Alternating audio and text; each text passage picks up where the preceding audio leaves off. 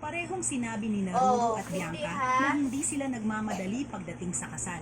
Para sa kanila, mas mahalaga ang matibay na kondisyon at tamang oras. Ngayon, nasa ika-7 taon na ang kanilang relasyon at patuloy silang nagbibigay inspirasyon bilang isa sa mga pinakamatatag na couples sa showbiz.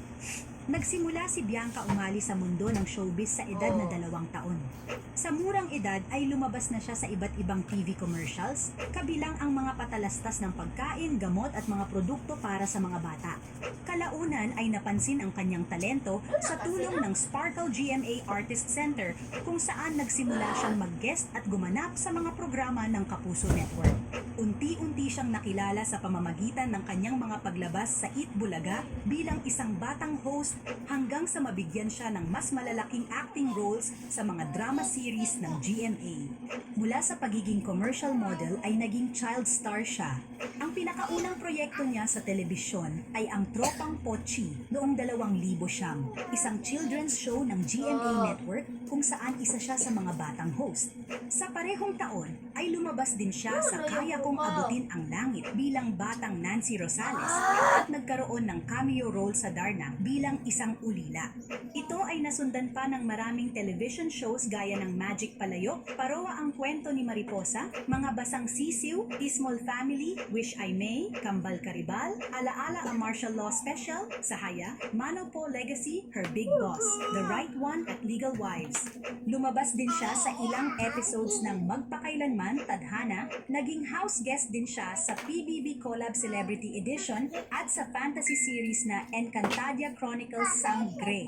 Bukod sa telebisyon, may ilang pelikula rin ang kanyang pinagbidahan tulad ng Black Lipstick, Breathe Again, Chasing Boulevards, My Contrabida Girl at marami pang iba. Dahil sa kanyang husay sa pag-arte ay nakatanggap siya ng mga parangal gaya ng German Moreno Memorial Youth Achievement Award noong 2019, Outstanding New Female Recording Artist of the Year noong 2021 at Best Dramatic Performance para sa pelikulang Mananambal at iba pa. Ngayon naman ay malalaman nyo na mga Meg kung ano-ano nga ba ang mga naipundar ni Bianca Umali.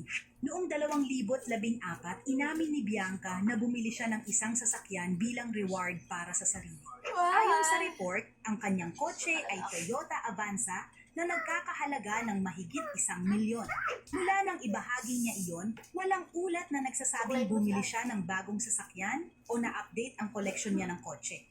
May nabanggit siyang plano na magkaroon ng negosyo pero hindi niya sinabi kung anong negosyo ito. Ayon sa isang artikulo noong 2019, isa sa mga pangarap ni Bianca ay makabili ng isang bahay para sa kaniyang lola at mga pinsan. Sa isang panayam noong 2023, sinabi ni Bianca na mahilig siyang mag-ayos, magre-decorate at mag-revamp ng kanyang tirahan. Minsan daw sakit sa bulsa ang paggastos niya sa pag-ayos ng bahay niya. Ibig sabihin ay may tirahan siya kung saan siya nag-i-invest ng oras at pera. Dahil sa pagiging pribado niya pagdating sa mga personal na ari-arian, maaaring may pagbabago o may iba pa siyang mga naipundar. Pero hindi niya ito isinapubliko para na rin sa kanyang kapakanan at ng kanyang pamilya. Hanggang dito na lang muna mga Meg. Thank you and God bless. Ano binili mo?